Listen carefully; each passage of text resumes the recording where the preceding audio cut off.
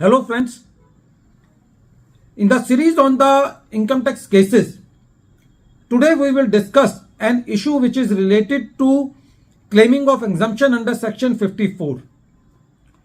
Section 54 gives the right to the assessee to claim the exemption on the sale of a residential property if the assessee purchases some residential property either before 1 year prior to the date of sale of his property or 2 years after that sale or construct within 3 years.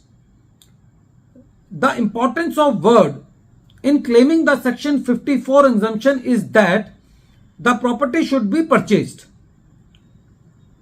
The question arises in the present case was that whether the right to purchase the property or the purchase of the property is the same thing, and whether the exemption is to be calculated with the in reference to the right to purchase or purchase of the property.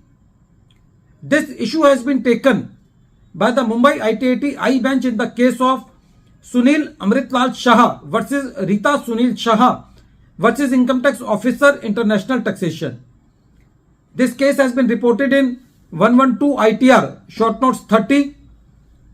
In the present case, the assessee is non-resident husband and wife who has sold some residential property for a consideration of 138 lakhs.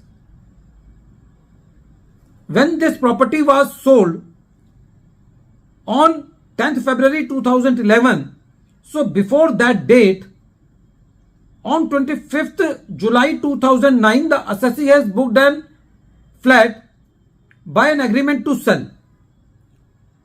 The fact was very clear that this agreement to sell was more than 1 year before the date of the sale. But before 8 days before the date of sale is 10th February 2011, but before 8 days, that is 2nd February 2011, the assessee was allotted the possession of that flat which the assessee has done agreement to sell in 2009. When this possession was given by the builder to the assessee by obtaining the occupancy certificate from the relevant authorities and when that property became inhabitable. So the question before the assessing officer was that whether agreement to sell date should be considered the date of purchase or the date of allotment should be considered the date of purchase.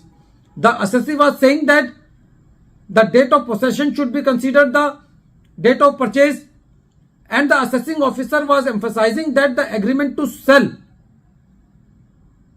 to purchase the property was to be considered as date of purchase. So the assessing officer didn't accept the version of the assessee and denied the exemption on the ground that the property has been purchased before the date of sale by more than 1 year. When the matter came to the CIT appeal also upheld the order of the learned assessing officer. The matter was carried to the tribunal and the tribunal said that section 54 talks about the purchase of the property, and the tribunal said that when the agreement to sell to purchase the property was done, that was in context to the creating of the right to purchase the property, but the assessee purchases the property on the date when the possession is given to the assessee on becoming the property inhabitable by obtaining the occupancy certificate by the builder. So in the present case, it can be safely assumed that date of purchase of the property by the assessee will be considered as 2nd February 2011 when the possession was given to the assessee, and not the date 25th July 2009 when the assessee has done agreement to sell to purchase the property. So the tribunal allowed the exemption under section 54 by taking the date of possession as the date of purchase of the property by the assessee. Friends, this case is very important because it happens in the case of the assessee that the agreement to sell is done much before, and it takes a lot of time by the builders to give the possession. So this case can help all those assessees which have got the possession later on after getting the agreement to sell.